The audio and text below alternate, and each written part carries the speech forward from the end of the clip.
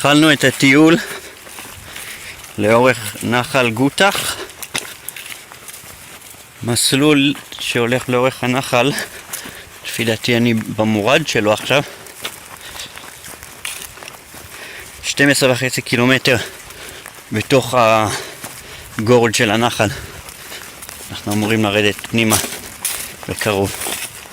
אז הנה אנחנו כאן בנחל גוטח, חלק הדרומי מזרחי של היער השחור,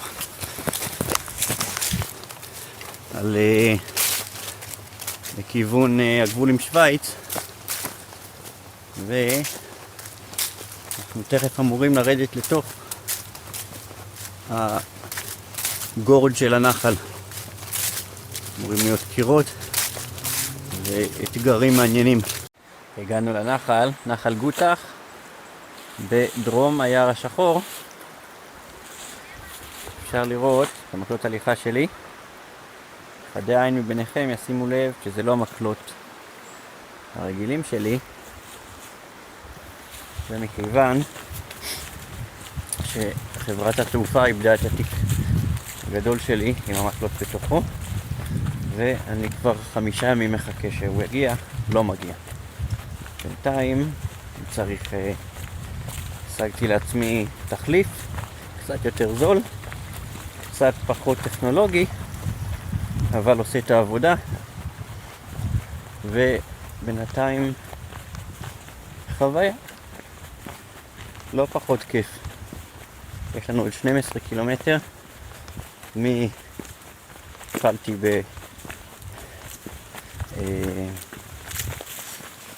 בוטח, ברח לי השם, נסיים בוטח 13, או שאני אתקן את השמות יותר מאוחר, אני כרגע לא זוכר בדיוק, זה הכל ווטח משהו. ניפגש בהמשך. הנה הנחל, אנחנו מתחילים ללכת לאורך הקירות שלו, תקווה שאנחנו נגיע לקירות מרשימים יותר.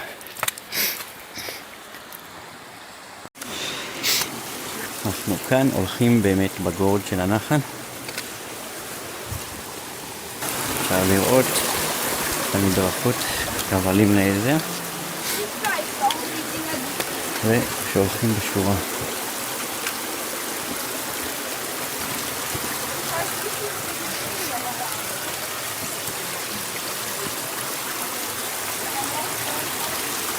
נלך על זה יותר מסודר, ככה לא נעזור, לא צריך בכלל לבצע את המצלמה.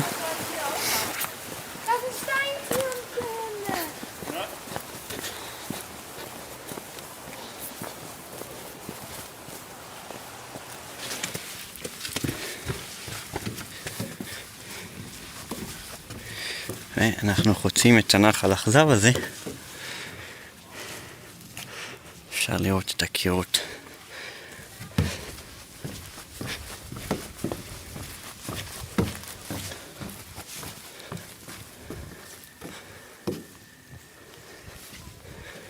מתרחקים קצת מהקירות, עכשיו יהיה לנו דרך יותר פשוטה.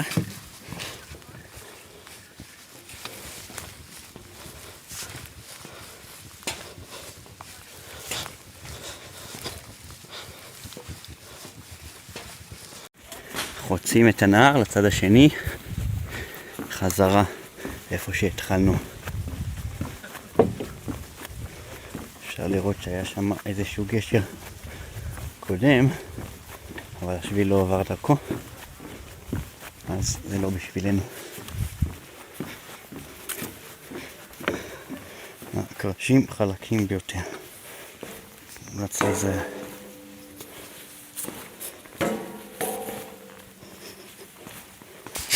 פתאום לנחל יש זרימה. עד עכשיו זה היה נחל אכזב, ואני עולה למעלה לאורכו ויש זרימה. בלבלתי מקודם, אנחנו עולים לאורך הנחל. מה שאמרתי בהתחלה לא היה נכון. תוך כדי עלייה איכשהו זה נראה כאילו הזרם מתגבר. הנחל נראה לי, ראיתי אותו מקודם, נכנס מתחת לצוק, מתחת לסלע, וזורם מתחת. מה שעל פני השטח זה רק שאריות. הלו.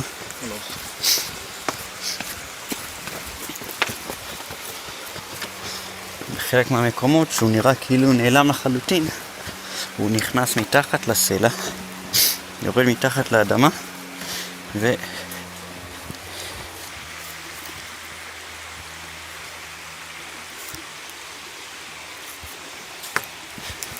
מעניין אם נראה עוד מקום שהנחל נכנס פנימה, אני אשתף.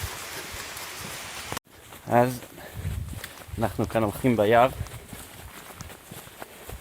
נהיה ירוק וכרגע שטוח לחלוטין.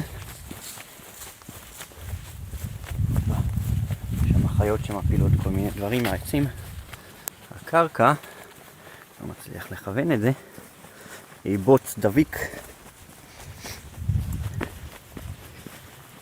וקצת מאית את ההתקדמות, אבל שכבה מאוד דקה לא יעצור אותנו.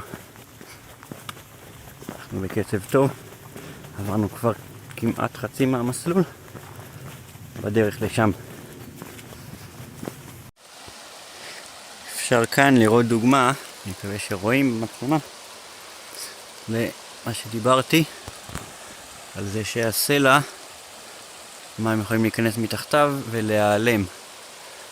אני לא יודע אם זה אותו דבר כמו מקודם, אבל רואים שהסלע תלוי באוויר והנחל עובר מתחתיו, ובינתיים ברקע מעלינו הכל בצבעי הסתיו.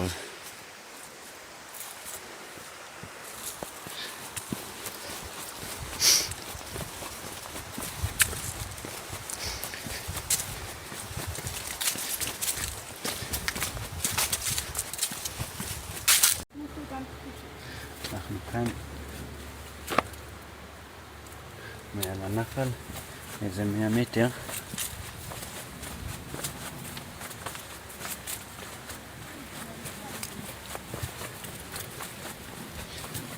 הלכנו לאורך הצוק, תכף נתחיל לרדת את כל הגובה הזה, וידעתי אנחנו נחזור לגובה המים ונעלה שוב בהמשך. נתראה שם. מזל שאני לא צריך לעבור לצד שני של הנחל, כי הגזע הזה קצת גבוה. אם הייתי עכשיו בשביל הפסיפיק רסט רייל במערב ארצות הברית, PCT, אז באזור הסיירה נבדה צריך לחצות דברים כאלה. לא כל כך נעים ליפול.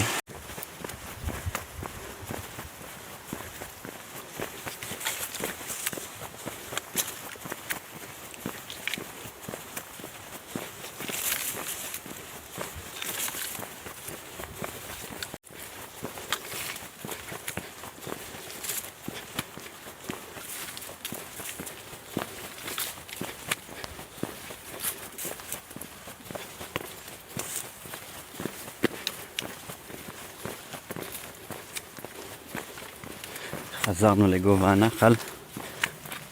אני הולך כאן בצמחייה אבותה.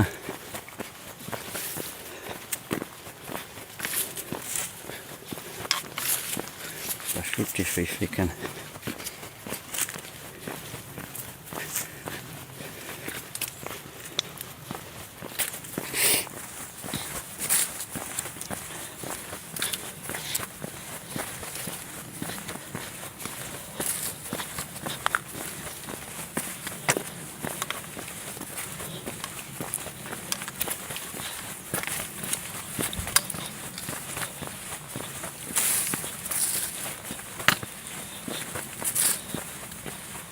לאורך וותח. דרך אגב, לא להתבלבל בין וותח לגותח.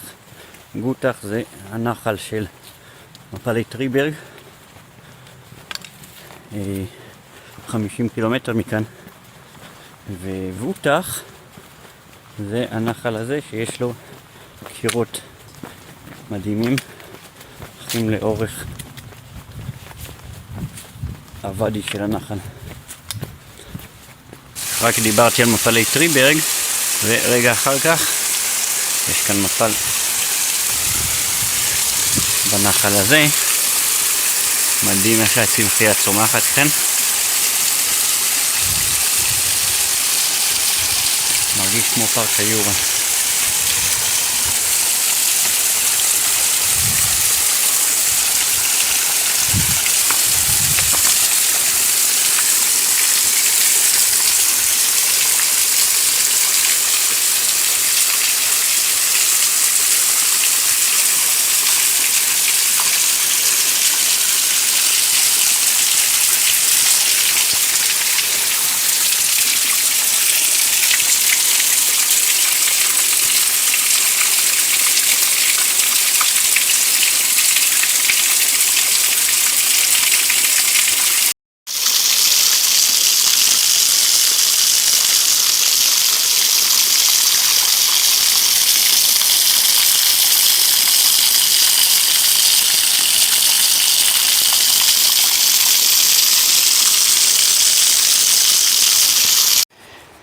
אני כאן בדרך לבוטח שלוחט, זה השם של המקום שבסיום, פארק פלץ, כלומר מקום חנייה, ובאיזשהו שלב עצרו את המסלול ואמרו צריך לפנות לשביל אחר.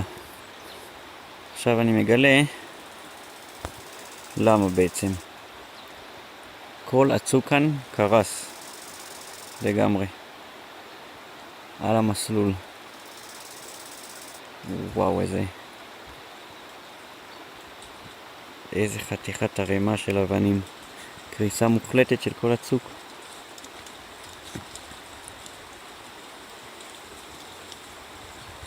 אין מה לדבר שזה היה רעיון חכם לחתוך צד השני של הנחל ולא להישאר שם. לחצות את זה היה יכול להיות משימה בלתי אפשרית. כל הצוק נפל לחלוטין. מדהים. פשוט מדהים לראות את זה.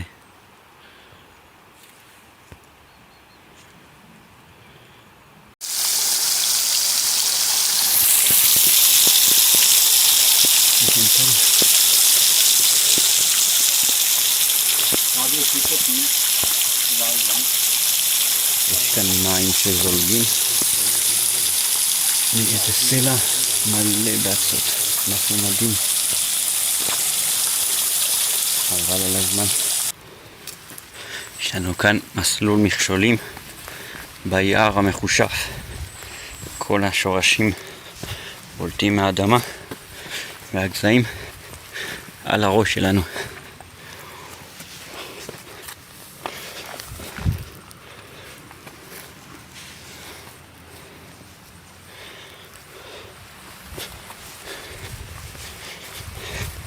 אני ממשיך להגיד דרך אגב שלנו, אבל היום אני בלי אוריאן כי הוא פדלה, החליט שהוא לא רוצה ללכת. 12 קילומטר זה גדול עליו, ושחררתי אותו שיעשה טיול באוטו.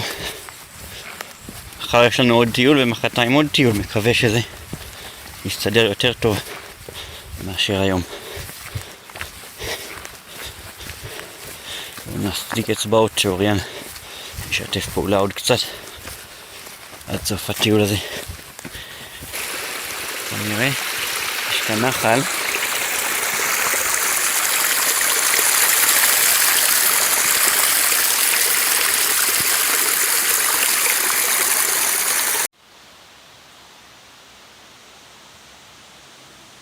רגע לפני שאני מגיע חזרה לחניון, זה המבט האחרון שיש לי לכיוון הנחל.